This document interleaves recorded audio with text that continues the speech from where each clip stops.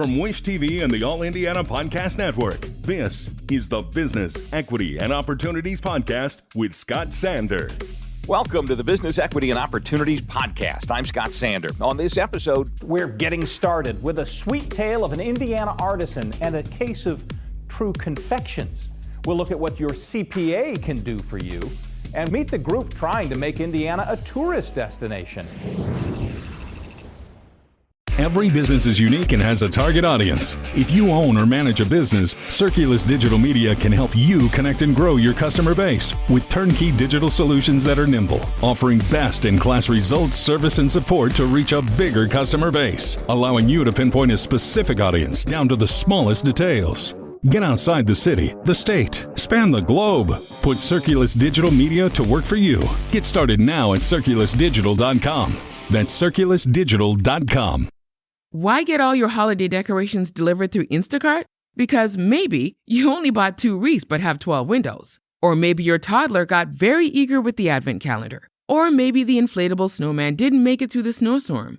Or maybe the twinkle lights aren't twinkling. Whatever the reason, this season, Instacart's here for hosts and their whole holiday haul. Get decorations from the Home Depot, CVS, and more through Instacart and enjoy free delivery on your first 3 orders. Service fees and terms apply. Welcome to Business, Equity, and Opportunities. I'm Scott Sander. It is the first weekend of the NCAA men's basketball tournament. Before the teams tip off today, we have tips of a different kind for you to help you become a successful entrepreneur. In our case, the coaching, if you will, comes from business professionals, community leaders, our own team of VIPs. They share their playbooks, big wins, the upsets, even the air balls to help you build your game plan. Each week, we have 7 segments that cover the things you'll need to know to grow a small business into a contender. We're here every Sunday morning on Wish TV. You can watch the live stream, wishtv.com, or see our content and share it on demand at BE&O The site grows every week with new stories and resources. Try our podcast to listen to us at your convenience. We encourage you to sign up for our newsletter that we update every Tuesday. Keeping with the basketball theme, here's today's starting lineup on Business, Equity, and Opportunity. The 2023 Love Thy Neighborhood Awards are fast approaching. So is the Hispanic Business Council's Confections. We'll look at what your CPA can do for you, meet the group trying to make Indiana a tourist destination, and we have a fireproof success story. First, we're getting started with a sweet tale of an Indiana artisan and a case of true confections. This is Business, Equity, and Opportunities. Getting started. Carrie Abbott is the owner of Newfangled Confections, an Indianapolis candy company. She also sits on the board of directors of Indiana Artisan, which is a collaborative organization that brings together Indiana's talented artisans and their one-of-a-kind art and food creations.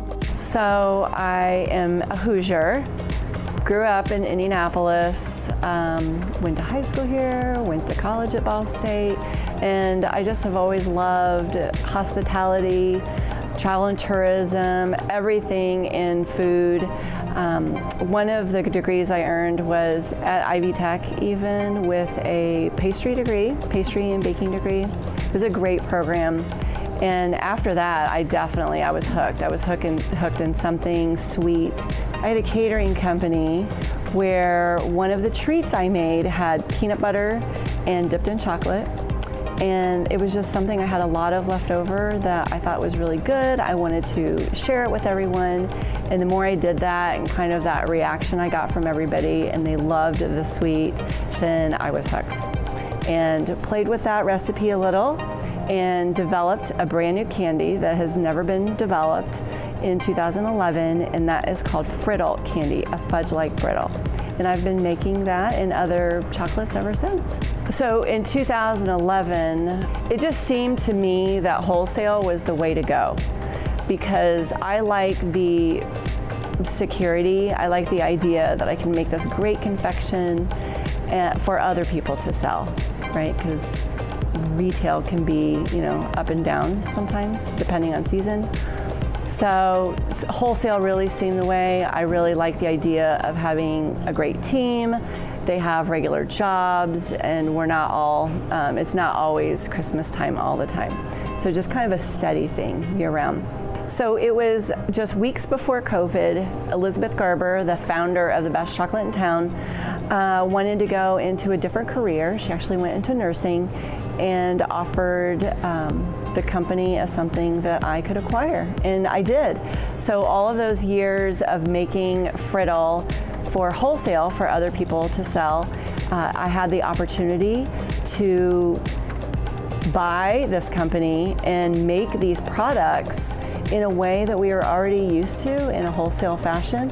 So I thought if I could sell a confection called Friddle, which is kind of like, what is Friddle, and end up in so many different stores, I've never had to explain to people what chocolate is. Being able to dip and coat so many different things in premium chocolate, it has just really allowed our company to grow in talent, grow in just recipes and offerings. And then we also have a small retail store, something I said I would never do. Here I am. And the retail store is actually a really fun thing. We're on Mass Ave on the East End, because we can just try out new recipes and immediately from the consumer see if it's something that they enjoy or not. So in Indiana Artisan, it is your products. So this is something I learned early on. So Newfangled Confections or Best Chocolate in Town, our products have been juried in and accepted to the Indiana Artisan program. So that means our companies are members.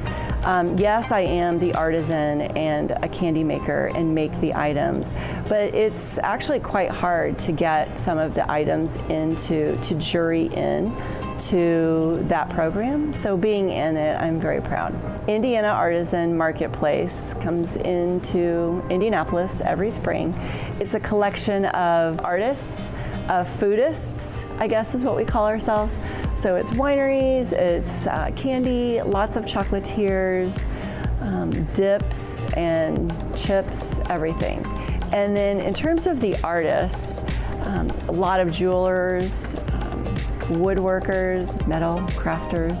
I would say going into business, I didn't realize how much I was capable of, because I started business just kind of like a dream, that I was just gonna try it. Well, one thing that really surprised me is I was capable of a lot more. Things I've picked up from other careers, other jobs, that I didn't realize the value of those projects that I worked on, the skills that I learned along the way. I didn't realize how well it would serve me in my own business. When I get up in the morning, I think one of the things that keeps me going, one, I don't have a choice. I'm in it now. But two, it's worked out so far. I really feel accomplished. Even if there wasn't a Friddle, even if there wasn't Newfangled Confections, Best Chocolate in Town, I'm really proud of the work so far. So I think getting up and doing it for other people, even something like this, if, even sitting down here doing this piece together, in the early days, it would make me really nervous when it's like just me, for me, and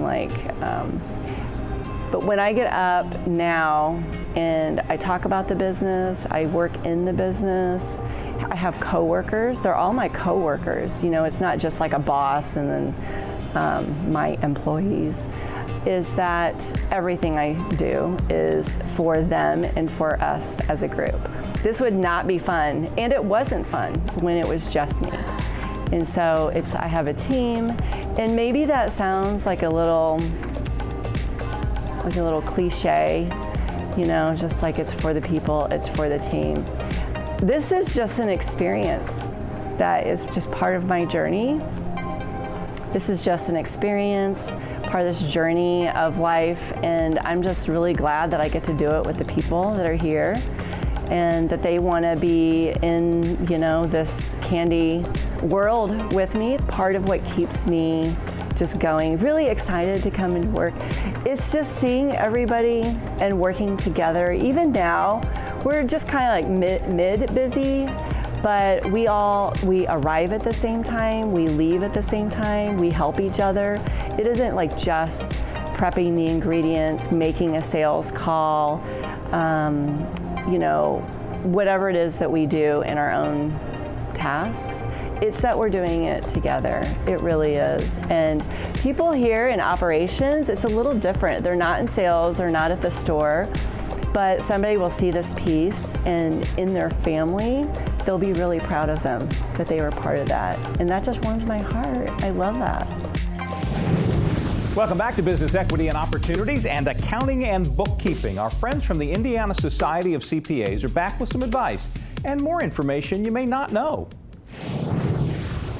This is Business Equity and Opportunities, Accounting and Bookkeeping. Courtney Kincaid is the CEO and president of the Indiana Society of CPAs. She shares information about the client advisory services provided by your certified public accountant. Oftentimes when people think about their CPA, they think about reactive work, compliance work, taxes, and audit. But the fastest growing area of practice for CPAs are client advisory services, which can take on a whole lot of different meanings, spanning from maybe bookkeeping or payroll to kind of industry-specific consulting, providing information where maybe a CPA has specific knowledge of the risks associated with the industry or opportunities associated, that they could provide then some advisory information to their members, to their clients to make better decisions. And that's really evolved into kind of more the CAS 2.0 model, which is looking at virtual CFOs and controllership. So they're really getting a closer relationship with that individual and understanding, and a CPA is playing a role in helping set strategy for the organization.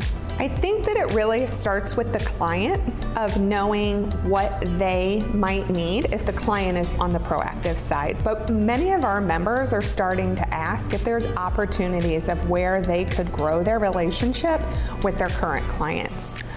It's a great opportunity to kind of think about, what do you have in-house? And just because you can't afford to have an in-house CFO doesn't mean that you can't find someone to take on that role in a new way. There's a lot of advantages to small businesses taking on a virtual CFO or controller or even bookkeeper. From technological complexity, you talk to a lot of small businesses and they're running out of multiple spreadsheets, right? And what you can get from working with a CPA is maybe, they have a more advanced technology stack, they have the knowledge of how to more quickly and efficiently do these services. The other advantage is just cost. This is not a full-time position. You're not necessarily paying benefits or vacation. And so it's an economical way to get some high-level services for small businesses. Client advisory services can also include helping small businesses in the startup phase of their journey. Starting up a small business is incredibly complex. There are a lot of different decisions to be made, and they happen in rapid succession. And all of those decisions have implications down the line. So working with a CPA as you start up your business, it's more than debits and credits and adding up money that comes in and goes out, and when you do that and how you do that. There's a lot of compliance work there also in just starting up your small business that results from doing it properly. There's a lot of things to consider when choosing a CPA that would be best for you. It really does depend on what you're looking for that CPA to do for you and with you. There are some that focus on compliance. There are some that focus specifically on small businesses. There are industry-specific CPAs, as you might imagine. In Indiana, we have a lot of members of CPAs who have farm clients. So it just really depends on what you're looking for, and then the Indiana CPA Society can really help pair you with someone who is customized to your needs. Time on business equity and opportunities for industry focus. Sticking with a marketing theme, this time we look at a group that's guiding Indiana's brand. This is Business Equity and Opportunities. Industry Focus. Elaine Badel is the CEO of the Indiana Destination Development Corporation. Her mission is to promote Indiana as a great place to live, work, and visit. Tourism is a big part of Indiana's business. You know, the dollars that we bring into the state each year, looking at $13 billion coming in, looking at all the visitors that come to visit Indiana and travel here. It's a big part of what we do. The dollars that get spent at our businesses, be they restaurants, hotels, or shopping, or anything that visitors do, the attractions themselves, makes for a lot of economic impact in our state. Well, unfortunately, we haven't totally recovered from the pandemic as an industry. We're better than what we were in 2020, obviously, because that was, obviously a COVID year. So when you look at our numbers, we're probably double digit above where we were then. We're not quite recovered to where we were in 2019. But these are 2021 numbers I'm talking about, because those are the last ones that we have. 2022 numbers, we expect to see those being much higher and back in sync, if not higher than what we were in 2019. So I really think we've recovered nicely from the pandemic. And unfortunately, we did lose some of our small businesses, be they restaurants, even some hotels and some attractions that did not make it through COVID. But those that did probably learned a lot of lessons, changed the way they were doing things, used a little more technology, and now are doing much better and are now prepared for moving forward. Likewise, I think there's opportunity for other businesses to get started, to fill some of the niches that maybe we lost, and move forward as well. Good and bad when you have a pandemic, but it makes you rethink things, everything that you're doing, how you're operating as a business, and how you can improve. And so I think those that were able to figure out ways to improve now will continue from that and continue to move up. The Indiana Destination Development Corporation was created in 2019 by the legislature to actually replace the Indiana Office of Tourism Development. We're a quasi-government entity. We're in essence a new startup, but our mission did get expanded. It's still important to bring visitors here, which is what tourism is all about. Bring visitors here to experience Indiana, but we want them to experience the quality of life and the quality of place we have here, because our mission did get expanded to help attracting talent and to help retain all of that great talent that comes out of our colleges, our graduates that come from Indiana, but also from everywhere else. We need to show them what it would be like to maybe start their career here and live in Indiana. So it's a little bit broader mission, same story. It's all about the quality of life, quality of place that we have here, but we just need to kind of get that communicated in a variety of channels. Indiana has done a great job of attracting new business, and businesses that want to expand or start a new business. I think Indiana does get on their short list because we're such a great place to do business. Now, the next question is, where does their talent come from? And the talent that we have coming out of either Ivy Tech or out of any of our colleges or universities, that's the pipeline. But will talent follow them? And that's the question. We need to figure out how we can make sure that people understand, have a high perception of Indiana, so that when they get that call saying, hey, here's a job, I love the job, but why would I come to Indiana? That's been the response. And we've got to give tools to corporations to respond to that. Because for businesses to continue to come here, they're going to want to know that their talent is willing to come here as well. And unfortunately, right now, all of the research that we've done, the focus groups that we've done, we actually have evidence that people outside of Indiana who've never been here and who haven't seen one of our promotional pieces, they have no clue what Indiana has. No clue at all. And so sometimes they think, there's nothing to do there, it's just cornfields, whatever. And we know that's not true. We've got such a great story to tell here about Indiana, and we just need to get that story out, and that's what we're working toward doing now. Well, I think there's always more opportunities to help tell Indiana's story by having things that people can do here and enjoy. And it seems like experiences are huge. So coming to Indiana and having the experience of visiting a place. Maybe someone's very interested in history, so they come here and visit some of the historical places that we have. Maybe they're interested in presidential homes, so they come in and visit the Benjamin Harrison historical site. So there's lots of ways that people can get engaged, and I think anything that you can do with an experience. Indiana is really known for outdoors. We know that a lot of people come here. We have one of the best state park systems in the country. People love to hike. We're seeing more activations in kayaking, using our waterways a little bit more.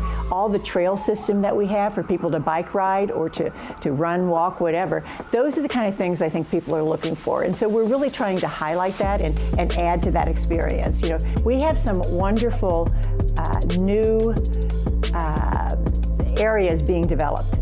One is the Origin Park down on the Ohio River, and it's going to have a kayaking experience. It's going to have trails. It's going to, when the Ohio River floods, you'll be able to walk in the flooded areas on the wooden decks. So it's going to be a great experience to understand what nature is really like in the good and the bad times, and how you react to that. And so I think those kinds of experiences, those kinds of things, if we can get those up and running, will be a great advantage for Indiana.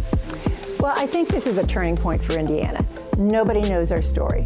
Now's the time to tell our story. And what we're working with the legislators right now is to trying to get a budget. We have a very small budget compared to our neighboring states. We have about $4.5 million, where our neighboring states are spending $35 million, $40, $100 million in promoting their states. We are not able to do that, so we hope that working with the legislatures, we can get a much larger budget to be able to tell our story. Because we know from evidence that once people come here, they love it and they stay. And they may not have any idea what they were coming into, came for a job, and now they're not going to leave. And those Hoosiers by choice, and we did a variety of videos that people can go and watch, are really heartwarming when they say why they love Indiana and why they're here. And so I think we're right now at a turning point. And if we can move forward again with our In Indiana campaign, which is sort of branding Indiana, getting everybody to kind of join in on that. That was the whole purpose of that In Indiana. Everybody can connect in, create their own headline. If we can continue to do that, if we can continue to repeat it year after year and build on it and build our marketing on it, I think we'll be able to make a real dent in what we see Indiana's perception is now. Our thanks again to all the contributors who joined us for this episode of the Business Equity and Opportunities podcast. We hope you found it enlightening, useful, and inspiring. You'll find more information about the show on our website, BEOshow.com. You can watch Business Equity and Opportunities Sunday mornings at 10 on Wish TV, or live stream it through wishtv.com. Each week we provide 7 full segments with topics ranging from how to get started and how to access capital to the day-to-day running of your business and questions about accounting and bookkeeping. We feature business news and trends and always share a success story from one of our contributors. Join us next time for more insights into the world of small business. Be sure to sign up for our Business Equity and Opportunities newsletter to get even more valuable, up-to-date information. And if you have any questions or you'd like to be part of our show, please email us. The address is beo@wishtv.com. We'd love to hear from you. I'm Scott Sander. Thanks for listening. Watch the Business Equity and Opportunity Show on Wish TV and access all of our content and share it on demand anytime at BEOshow.com. You can find more podcasts from Wish TV on the All Indiana Podcast Network at allindianapodcastnetwork.com.